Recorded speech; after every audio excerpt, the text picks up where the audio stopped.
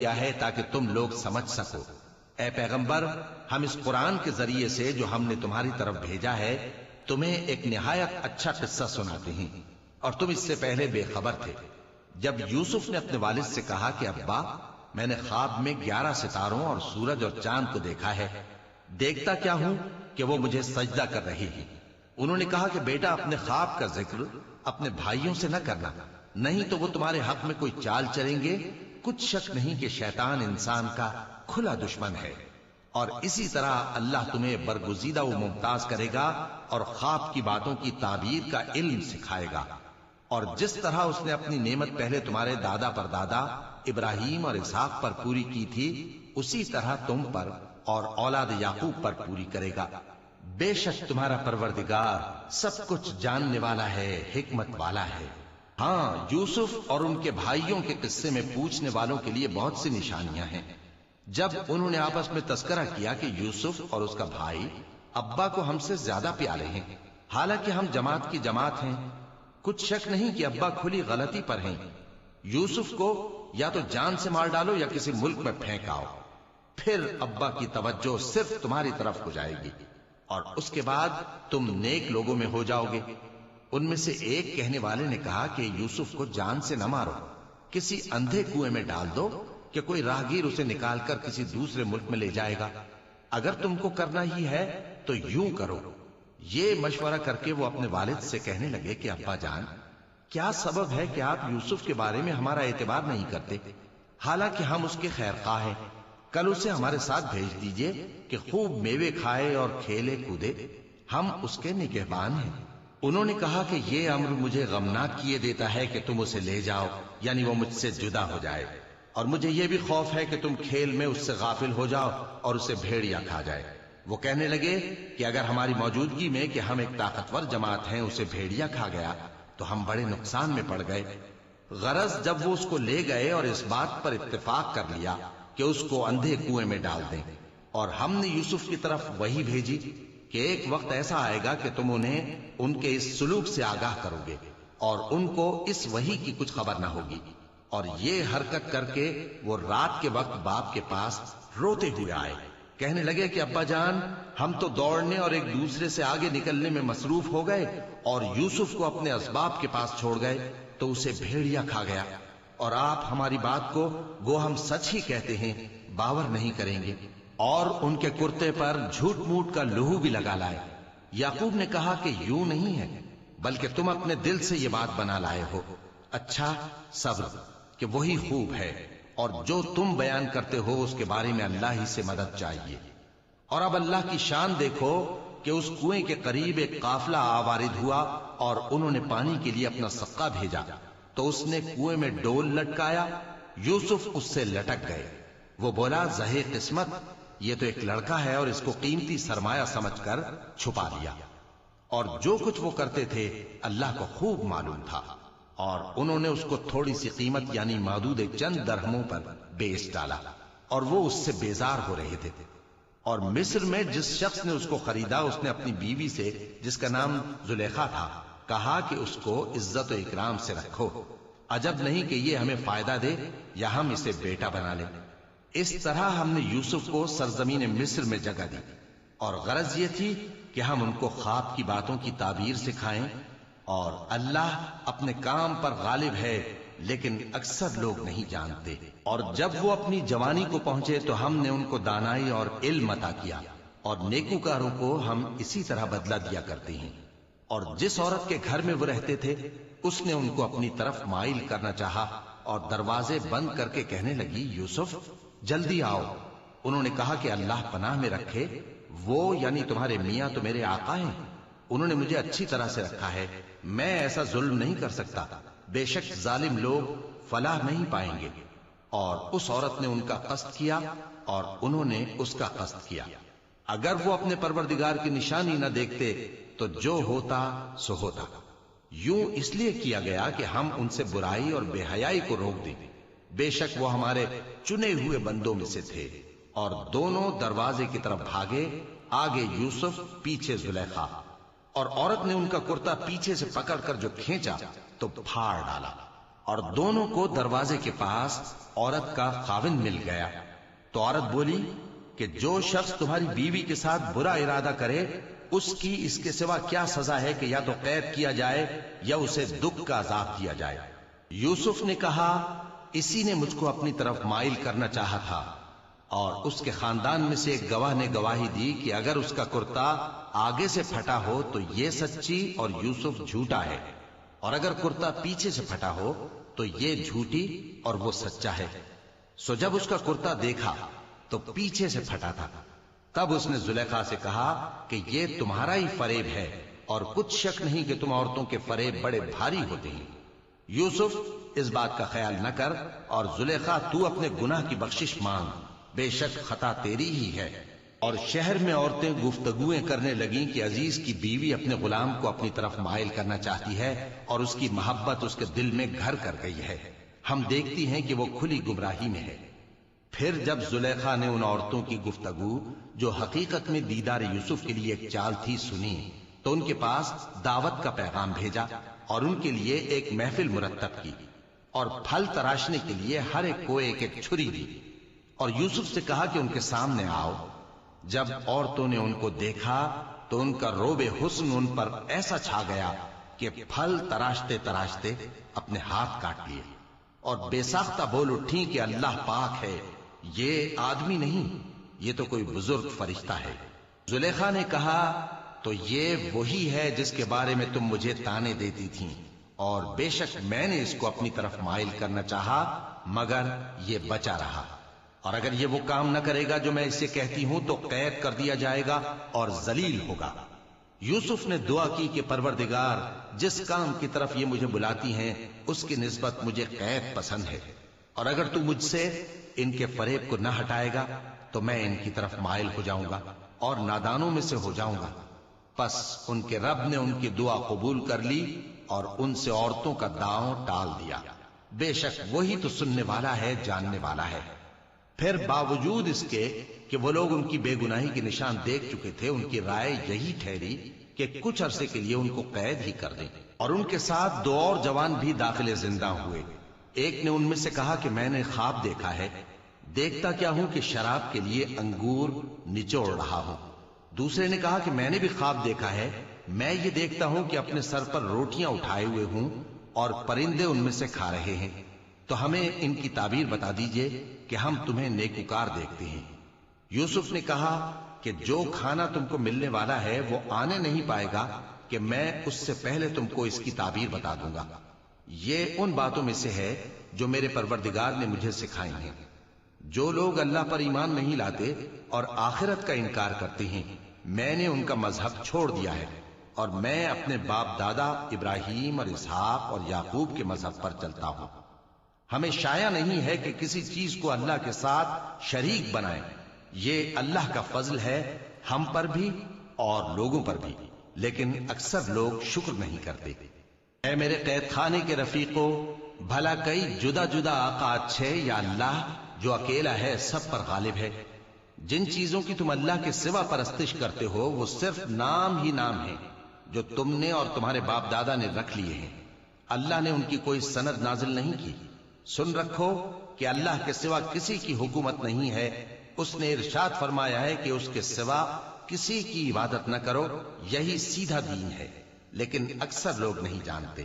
اے میرے قید خانے کے رفیقو، تم میں سے ایک جو پہلا خواب بیان کرنے والا ہے وہ تو اپنے آقا کو شراب پلایا کرے گا، اور جو دوسرا ہے وہ سولی دیا جائے گا، اور پرندے اس کا سر نوچ کھائیں گے۔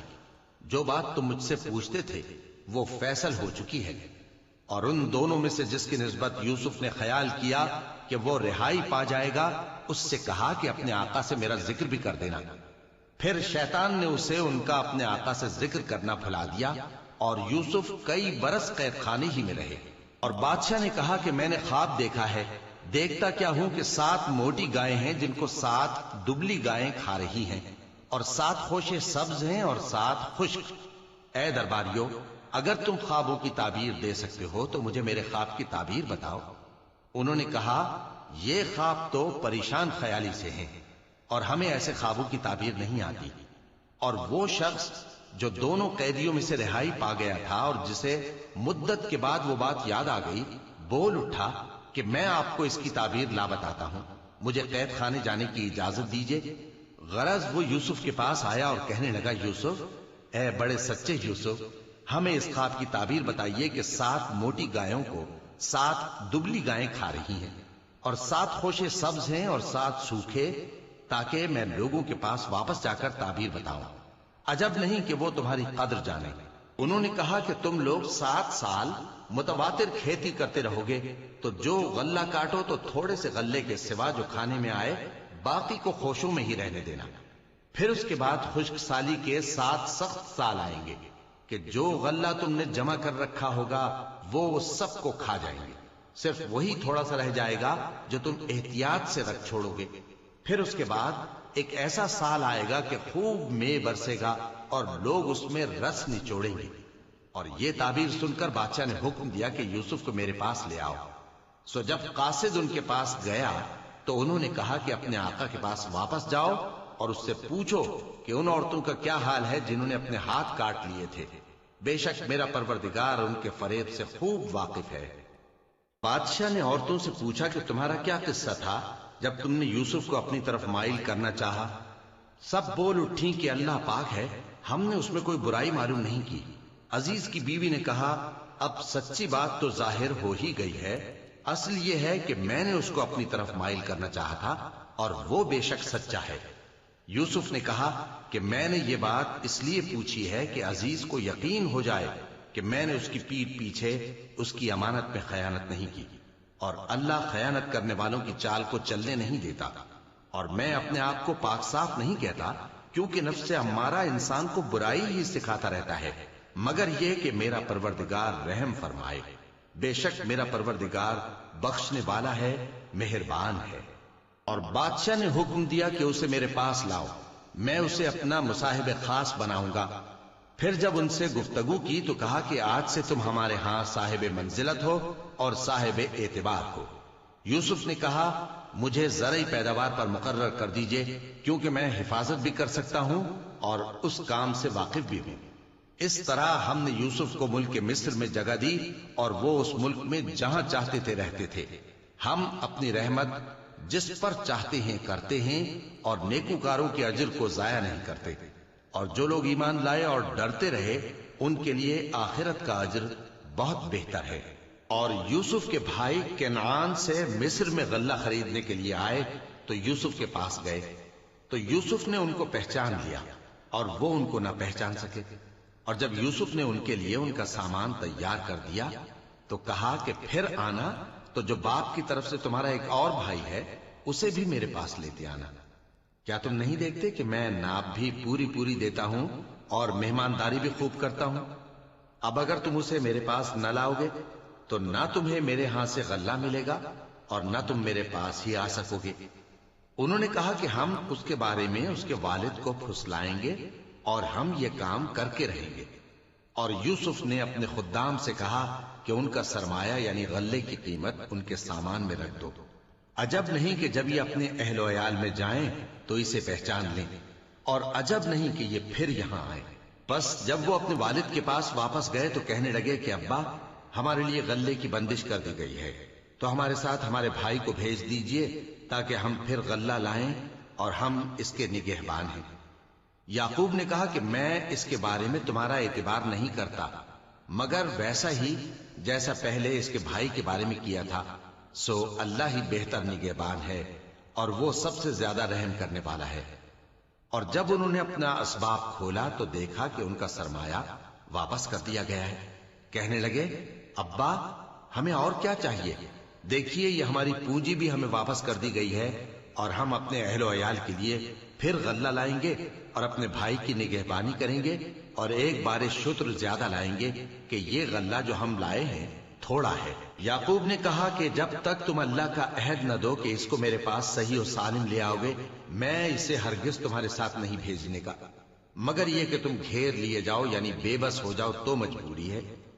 پس جب انہوں نے والد کو اپنا قول دیا تو یعقوب نے کہا کہ جو قول و قرار ہم کر رہے ہیں اس کا اللہ ضامن ہے، اور فرمایا کہ اے میرے بیٹو، ایک ہی دروازے سے داخل نہ ہونا بلکہ جدا جدا دروازوں سے داخل ہونا، اور میں اللہ کی تقدیر کو تو تم سے روک نہیں سکتا، بے شک حکم اللہ ہی کا ہے، میں اسی پر بھروسہ رکھتا ہوں اور اہل توکل کو اسی پر بھروسہ رکھنا چاہیے۔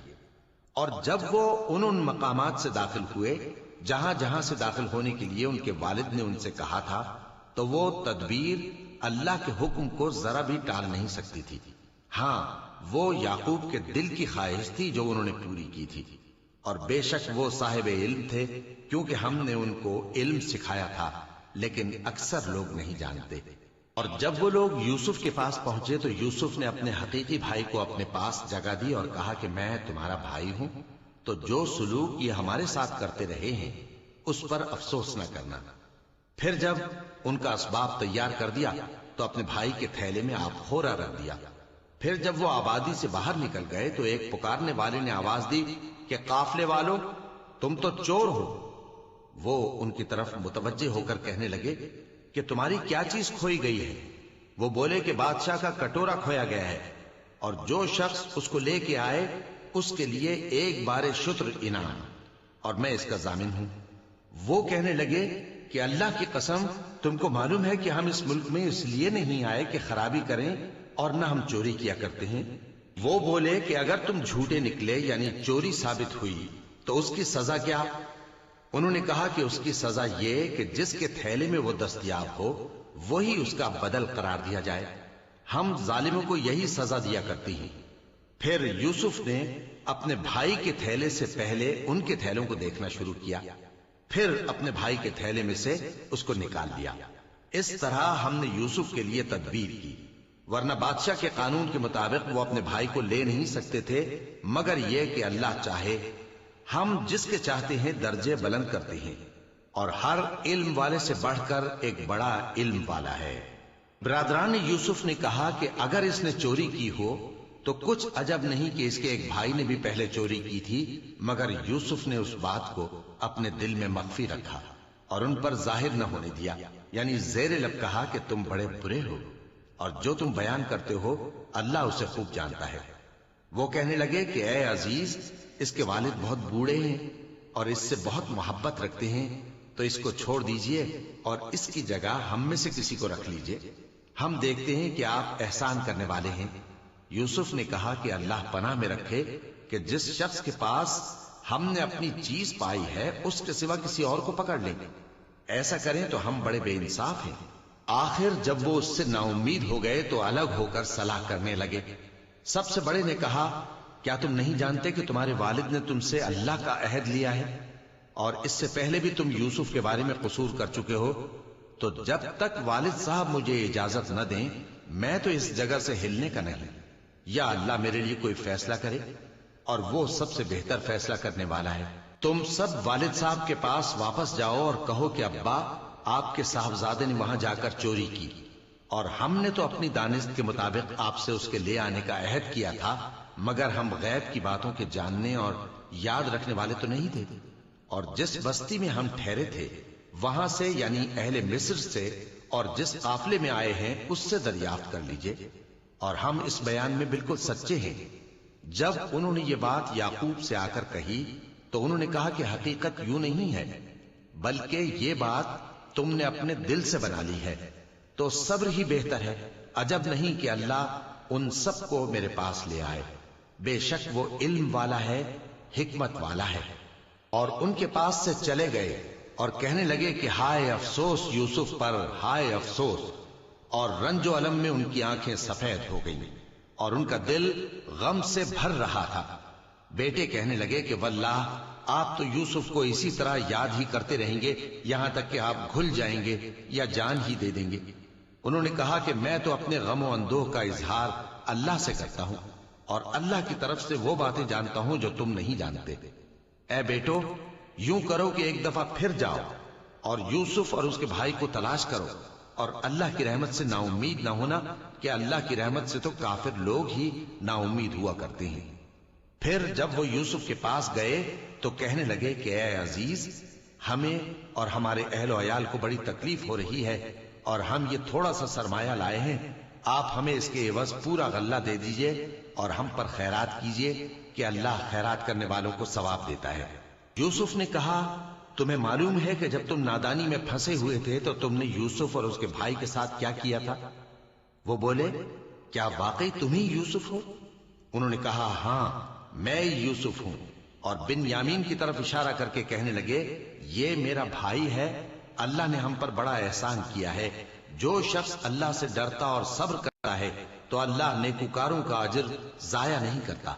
وہ بولے اللہ کی قسم اللہ نے تم کو ہم پر فضیلت بخشی ہے اور بے شک ہم خطا کار تھے۔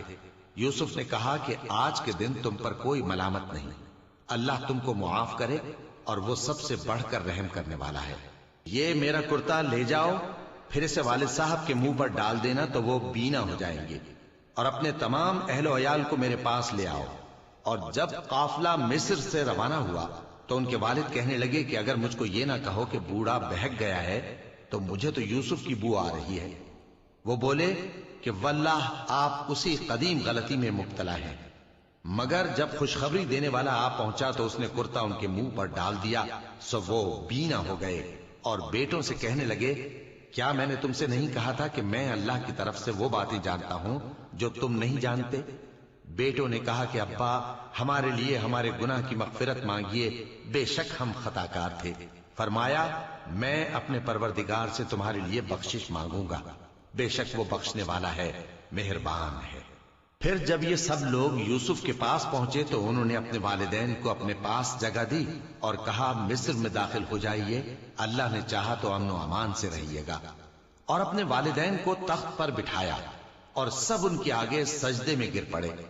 اور اس وقت یوسف نے کہا ابا جان یہ میرے اس خواب کی تعبیر ہے جو میں نے پہلے بچپن میں دیکھا تھا، میرے پروردگار نے اسے سچ کر دیا اور اس نے مجھ پر بہت سے احسان کیے ہیں کہ مجھ کو قید خانے سے نکالا، اور اس کے بعد کہ شیطان نے مجھ میں اور میرے بھائیوں میں فساد ڈال دیا تھا آپ کو گاؤں سے یہاں لایا۔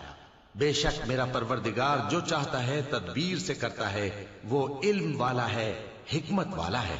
جب یہ سب باتیں ہو لیں تو یوسف نے اللہ سے دعا کی کہ اے میرے پروردگار تو نے مجھ کو حکومت سے نوازا اور خوابوں کی تعبیر کا علم بخشا۔ اے آسمانوں اور زمین کے پیدا کرنے والے تو ہی دنیا اور آخرت میں میرا کارساز ہے، تو مجھے دنیا سے اپنی اطاعت کی حالت میں اٹھائیو اور آخرت میں اپنے نیک بندوں میں داخل کیجو۔ اے پیغمبر یہ اخبار غیب میں سے ہیں جو ہم تمہاری طرف بھیجتے ہیں۔ اور جب برادران یوسف نے اپنی بات پر اتفاق کیا تھا اور وہ فریب کر رہے تھے تو تم ان کے پاس تو نہ تھے، اور بہت سے آدمی گو تم کتنی خواہش کرو ایمان لانے والے نہیں ہیں، اور تم ان سے اس خیر خواہی کا کچھ صلہ بھی تو نہیں مانگتے۔ یہ قرآن اور کچھ نہیں تمام جہانوں کے لیے نصیحت ہے، اور آسمان و زمین میں بہت سی نشانیاں ہیں جن پر سے یہ گزرتے ہیں اور ان کو نظر انداز کر دیتے ہیں، اور یہ اکثر اللہ پر ایمان نہیں رکھتے مگر اس کے ساتھ شرک بھی کرتے ہیں۔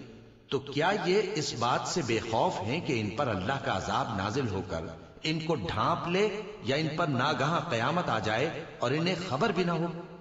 کہہ دو میرا رستہ تو یہ ہے، میں اللہ کی طرف بلاتا ہوں سمجھ بوجھ کر، میں بھی لوگوں کو اللہ کی طرف بلاتا ہوں اور میرے پیرو بھی، اور اللہ پاک ہے اور میں شرک کرنے والوں میں سے نہیں ہوں۔ اور ہم نے تم سے پہلے بستیوں کے رہنے والوں میں سے مرد ہی بھیجے تھے جن کی طرف ہم وہی بھیجتے تھے۔ کیا ان لوگوں نے ملک میں سیر و سیاحت نہیں کی کہ دیکھ لیتے کہ جو لوگ ان سے پہلے تھے ان کا انجام کیا ہوا؟ اور متقیوں کے لیے آخرت کا گھر بہت اچھا ہے، کیا تم سمجھتے نہیں؟ یہاں تک کہ جب پیغمبر نا امید ہو گئے اور انہوں نے خیال کیا کہ اپنی نصرت کے بارے میں جو بات انہوں نے کہی تھی اس میں وہ سچے نہ نکلے، تو ان کے پاس ہماری مدد آ پہنچی، پھر جسے ہم نے چاہا بچا دیا، اور ہمارا عذاب اتر کر گناہگار لوگوں سے پھیرا نہیں کرتا۔ ان کے قصے میں عقل مندوں کے لیے عبرت ہے۔ یہ قرآن ایسی بات نہیں ہے جو اپنے دل سے بنائی گئی ہو، بلکہ جو کتابیں اس سے پہلے نازل ہوئی ہیں ان کی تصدیق کرنے والا ہے اور ہر چیز کی تفصیل کرنے والا، اور مومنوں کے لیے ہدایت اور رحمت ہے۔ شروع اللہ کا نام لے کر جو بڑا مہربان نہایت رحم والا ہے۔ الف لام میم را۔ اے نبی یہ کتاب الہی کی آیتیں ہیں اور جو کچھ تمہارے پروردگار کی طرف سے تم پر نازل ہوا ہے حق ہے، لیکن اکثر لوگ ایمان نہیں لاتے۔ اللہ وہی تو ہے جس نے ستونوں کے بغیر آسمان جیسا کہ تم دیکھتے ہو اتنے اونچے بنائے، پھر عرش پر جلوہ افروز ہوا اور سورج اور چاند کو کام میں لگا دیا۔ ہر ایک میعاد معین تک گردش کر رہا ہے۔ وہی دنیا کے کاموں کا انتظام کرتا ہے۔ اس طرح وہ اپنی آیتیں کھول کھول کر بیان کرتا ہے کہ تم اپنے پروردگار کے روبرو جانے کا یقین کرو۔ اور وہی ہے جس نے زمین کو پھیلایا اور اس میں پہاڑ اور دریا پیدا کیے اور ہر طرح کے میووں کی دو دو قسمیں بنائیں۔ وہی رات کو دن کا لباس پہناتا ہے۔ غور کرنے والوں کے لیے اس میں بہت سی نشانیاں ہیں۔ اور زمین میں کئی طرح کے قطعات ہیں ایک دوسرے سے ملے ہوئے، اور انگور کے باغ اور کھیتی اور کھجور کے درخت، بعض کی بہت سی شاخیں ہیں اور بعض کی اتنی نہیں ہوتی، باوجود کہ پانی سب کو ایک ہی ملتا ہے۔ اور ہم بعض میووں کو بعض پر لذت میں فضیلت دیتی ہیں، اور اس میں سمجھنے والوں کے لیے بہت سی نشانیاں ہیں۔ اگر تم عجیب بات سننی چاہو تو کافروں کا یہ کہنا عجیب ہے کہ جب ہم مر کر مٹی ہو جائیں گے تو کیا از سر نو پیدا ہوں گے؟ یہی لوگ ہیں جو اپنے پروردگار سے منکر ہوئے ہیں، اور یہی ہیں جن کی گردنوں میں طوق ہوں گے، اور یہی اہل دوزخ ہیں کہ ہمیشہ اس میں جلتے رہیں گے۔ اور یہ لوگ بھلائی سے پہلے تم سے برائی جلدی سے مانگتے ہیں، یعنی طالب عذاب ہیں، حالانکہ ان سے پہلے عذاب واقع ہو چکے ہیں۔ اور تمہارا پروردگار لوگوں کو باوجود ان کی بے انصافیوں کے معاف کرنے والا ہے، اور بے شک تمہارا پروردگار سخت عذاب دینے والا ہے۔ اور کافر لوگ کہتے ہیں کہ اس پیغمبر پر اس کے پروردگار کی طرف سے کوئی نشانی کیوں نازل نہیں ہوئی؟ اے نبی، تم تو صرف خبردار کرنے والے ہو، اور ہر ایک قوم کے لیے رہنما ہوا کرتا ہے۔ اللہ ہی اس بچے سے واقف ہے جو عورت کے پیٹ میں ہوتا ہے، اور وہی پیٹ کے سکڑنے اور بڑھنے سے بھی واقف ہے، اور ہر چیز کا اس کے ہاں ایک اندازہ مقرر ہے۔ وہ چھپی اور ظاہر چیزوں کا جاننے والا ہے، سب سے بزرگ ہے، عالی رتبہ ہے۔ کوئی تم میں سے چپکے سے بات کہے یا پکار کر، یا رات کو کہیں چھپ جائے یا دن کی روشنی میں کھلم کھلا چلے پھرے، اللہ کے نزدیک برابر ہے۔ اس کے آگے اور پیچھے اللہ کے چوکیدار ہیں جو اللہ کے حکم سے اس کی نگرانی کرتے ہیں۔ اللہ اس نعمت کو جو کسی قوم کو حاصل ہے نہیں بدلتا جب تک کہ وہ اپنی حالت کو نہ بدلے، اور جب اللہ کسی قوم کے ساتھ برائی کا ارادہ کرتا ہے تو وہ پھر نہیں سکتی، اور اللہ کے سوا ان کا کوئی مددگار نہیں ہوتا۔ وہی تو ہے جو تم کو ڈرانے اور امید دلانے کے لیے بجلی دکھاتا اور بھاری بھاری بادل پیدا کرتا ہے، اور رعد اور فرشتے سب اس کے خوف سے اس کی تسبیح و تحمید کرتے رہتے ہیں۔ اور وہی بجلیاں بھیجتا ہے، پھر جس پر چاہتا ہے گرا بھی دیتا ہے، جبکہ وہ اللہ کے بارے میں جھگڑتے ہیں، اور وہ بڑی قوت والا ہے۔ کام کا پکارنا تو اسی کا ہے، اور جن کو یہ لوگ اس کے سوا پکارتے ہیں وہ ان کی پکار کو کسی طرح قبول نہیں کرتے، مگر اس شخص کی طرح جو اپنے دونوں ہاتھ پانی کی طرف پھیلا دے تاکہ دور ہی سے اس کے منہ تک آ پہنچے، حالانکہ وہ اس تک کبھی بھی نہیں آ سکتا۔ اور اسی طرح کافروں کی پکار بیکار ہے۔ اور جتنی مخلوقات آسمانوں اور زمین میں ہے، خوشی سے یا ناخوشی سے اللہ کے آگے سجدہ کرتی ہے، اور ان کے سائے بھی صبح و شام سجدے کرتے ہیں۔ چونکہ آیت سجدہ تلاوت کی گئی ہے، لہذا سامعین پر سجدہ واجب ہے۔ ان سے پوچھو کہ آسمانوں اور زمین کا پروردگار کون ہے؟ تم ہی کہہ دو کہ اللہ۔ ان سے کہو کہ کیا تم نے اللہ کو چھوڑ کر ایسے لوگوں کو کارساز بنایا ہے جو خود اپنے نفع و نقصان کا بھی اختیار نہیں رکھتے؟ کہو کیا اندھا اور آنکھوں والا برابر ہیں، یا اندھیرا اور اجالا برابر ہو سکتا ہے؟ بھلا ان لوگوں نے جن کو اللہ کا شریک مقرر کیا ہے، کیا انہوں نے اللہ کسی مخلوقات پیدا کی ہے جس کے سبب ان کے لیے مخلوقات مشتبہ ہو گئی ہے؟ کہہ دو کہ اللہ ہی ہر چیز کا پیدا کرنے والا ہے، اور وہ یکتا ہے، بڑا زبردست ہے۔ اسی نے آسمان سے مے برسایا، پھر اس سے اپنے اپنے اندازے کے مطابق نالے بہہ نکلے، پھر پانی پر پھولا ہوا جھاگ آ گیا، اور جس چیز کو زیور یا کوئی اور سامان بنانے کے لیے آگ میں تپاتے ہیں اس میں بھی ایسا ہی جھاگ ہوتا ہے۔ اس طرح اللہ حق و باطل کی مثال بیان فرماتا ہے۔ سو جھاگ تو سوکھ کر زائل ہو جاتا ہے، اور پانی جو لوگوں کو فائدہ پہنچاتا ہے وہ زمین میں ٹھہرا رہتا ہے۔ اس طرح اللہ صحیح اور غلط کی مثالیں بیان فرماتا ہے تاکہ تم سمجھو۔ جن لوگوں نے اللہ کے حکم کو قبول کیا ان کی حالت بہت بہتر ہوگی، اور جنہوں نے اس کو قبول نہ کیا اگر روئے زمین کے سب خزانے ان کے اختیار میں ہوں تو وہ سب کے سب اور ان کے ساتھ اتنے ہی اور نجات کے بدلے میں صرف کر ڈالیں، مگر نجات کہاں؟ ایسے لوگوں کا حساب بھی برا ہوگا اور ان کا ٹھکانہ بھی دوزخ ہے، اور وہ بری جگہ ہے۔ بھلا جو شخص یہ جانتا ہے کہ جو کچھ تمہارے پروردگار کی طرف سے تم پر نازل ہوا ہے حق ہے، وہ اس شخص کی طرح ہے جو اندھا ہے، اور سمجھتے تو وہی ہیں جو عقل مند ہیں، جو اللہ کے عہد کو پورا کرتے ہیں اور قول و قرار کو نہیں توڑتے، اور جن رشتوں کے جوڑے رکھنے کا اللہ نے حکم دیا ان کو جوڑے رکھتے اور اپنے پروردگار سے ڈرتے رہتے اور برے حساب سے خوف رکھتے ہیں، اور جو اپنے پروردگار کی خوشنودی حاصل کرنے کے لیے مصائب پر صبر کرتے ہیں اور نماز پڑھتے ہیں، اور جو مال ہم نے ان کو دیا ہے اس میں سے پوشیدہ اور ظاہر خرچ کرتے ہیں اور نیکی سے برائی کو دور کرتے ہیں، یہی لوگ ہیں جن کے لیے عاقبت کا گھر ہے، یعنی ہمیشہ رہنے کے باغات جن میں وہ داخل ہوں گے، اور ان کے باپ دادوں اور بیویوں اور اولاد میں سے جو نیکوکار ہوں گے وہ بھی بہشت میں جائیں گے، اور فرشتے بہشت کے ہر ایک دروازے سے ان کے پاس آئیں گے اور کہیں گے تم پر سلام ہو، یہ تمہاری ثابت قدمی کا بدلہ ہے، اور عاقبت کا گھر خوب گھر ہے۔ اور جو لوگ اللہ سے پختہ عہد کر کے اس کو توڑ ڈالتے اور جن رشتوں کے جوڑے رکھنے کا اللہ نے حکم دیا ہے ان کو قطع کر دیتے اور ملک میں فساد کرتے ہیں، ایسوں پر لعنت ہے اور ان کے لیے برا انجام ہے۔ اللہ جس کا چاہتا ہے رزق فراخ کر دیتا ہے اور جس کا چاہتا ہے تنگ کر دیتا ہے، اور کافر لوگ دنیا کی زندگی پر خوش ہو رہے ہیں، اور دنیا کی زندگی آخرت کے مقابلے میں بہت تھوڑا سامان ہے۔ اور کافر کہتے ہیں کہ اس پیغمبر پر اس کے پروردگار کی طرف سے کوئی نشانی کیوں نازل نہیں ہوئی؟ کہہ دو کہ اللہ جسے چاہتا ہے گمراہ کرتا ہے، اور جو اس کی طرف رجوع ہوتا ہے اس کو اپنی طرف کا رستہ دکھاتا ہے، یعنی ان کو جو ایمان لاتے اور جن کے دل اللہ کی یاد سے آرام پاتے ہیں ان کو۔ اور سن رکھو کہ اللہ کی یاد سے ہی دل آرام پاتے ہیں۔ جو لوگ ایمان لائے اور عمل نیک کیے ان کے لیے خوشحالی اور عمدہ ٹھکانہ ہے۔ جس طرح ہم پہلے پیغمبر بھیجتے رہے ہیں اسی طرح اے نبی ہم نے تم کو اس امت میں جس سے پہلے بہت سی امتیں گزر چکی ہیں بھیجا ہے، تاکہ تم ان کو وہ کتاب جو ہم نے تمہاری طرف بھیجی ہے پڑھ کر سنا دو۔ اور یہ لوگ رحمان کو نہیں مانتے، کہہ دو وہی تو میرا پروردگار ہے، اس کے سوا کوئی معبود نہیں، میں اسی پر بھروسہ رکھتا ہوں اور اسی کی طرف رجوع کرتا ہوں۔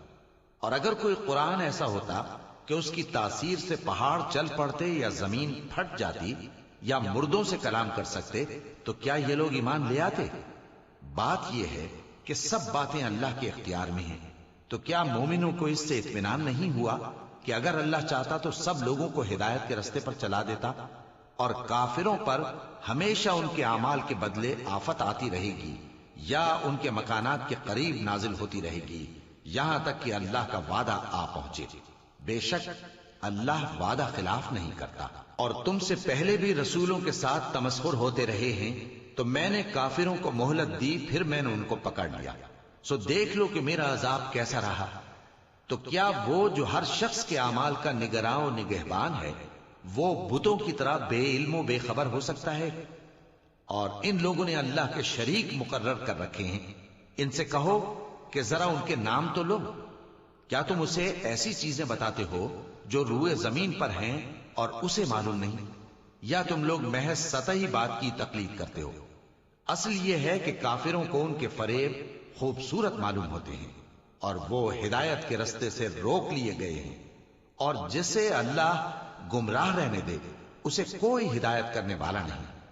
ان کو دنیا کی زندگی میں بھی عذاب ہے اور آخرت کا عذاب تو بہت ہی سخت ہے، اور ان کو اللہ کے عذاب سے کوئی بھی بچانے والا نہیں۔ جس جنت کا پرہیزگاروں سے وعدہ کیا گیا ہے اس کی شان یہ ہے کہ اس کے نیچے نہریں بہہ رہی ہیں، اس کے پھل ہمیشہ باقی رہنے والے ہیں اور اس کے سائے بھی۔ یہ ان لوگوں کا انجام ہے جو متقی ہیں، اور کافروں کا انجام دوزخ ہے۔ اور جن لوگوں کو ہم نے کتاب دی ہے وہ اس کتاب سے جو تم پر نازل ہوئی ہے خوش ہوتے ہیں، اور بعض فرقے اس کی بعض باتیں نہیں بھی مانتے۔ کہہ دو کہ مجھ کو یہی حکم ہوا ہے کہ اللہ ہی کی عبادت کروں اور اس کے ساتھ کسی کو شریک نہ بناؤں۔ میں اسی کی طرف بلاتا ہوں اور اسی کی طرف مجھے لوٹنا ہے۔ اور اسی طرح ہم نے اس قرآن کو عربی زبان کا فرمان بنا کر نازل کیا ہے، اور اگر تم علم آ جانے کے بعد ان لوگوں کی خواہشوں کے پیچھے چلو گے تو اللہ کے سامنے کوئی نہ تمہارا مددگار ہوگا اور نہ کوئی بچانے والا۔ اور اے نبی، ہم نے تم سے پہلے بھی پیغمبر بھیجے تھے اور ان کو بیویاں اور اولاد بھی دی تھی، اور کسی پیغمبر کے اختیار کی بات نہ تھی کہ اللہ کے حکم کے بغیر کوئی نشانی لے آتا۔ ہر حکم قضا کتاب میں لکھا ہوا ہے۔ اللہ جس چیز کو چاہتا ہے مٹا دیتا ہے اور جس کو چاہتا ہے باقی رکھتا ہے، اور اسی کے پاس اصل کتاب ہے۔ اور اگر ہم کوئی عذاب جس کا ان لوگوں سے وعدہ کرتے ہیں تمہیں دکھائیں، یعنی تمہارے روبرو ان پر نازل کریں، یا تمہاری مدت حیات پوری کر دیں، یعنی تمہارے انتقال کے بعد عذاب بھیجیں، تو تمہارا کام ہمارے احکام کا پہنچا دینا ہے اور ہمارا کام حساب لینا ہے۔ کیا انہوں نے نہیں دیکھا کہ ہم زمین کو اس کے کناروں سے گھٹاتے چلے آ رہے ہیں؟ اور اللہ جیسا چاہتا ہے حکم کرتا ہے، کوئی اس کے حکم کا رد کرنے والا نہیں، اور وہ جلد حساب لینے والا ہے۔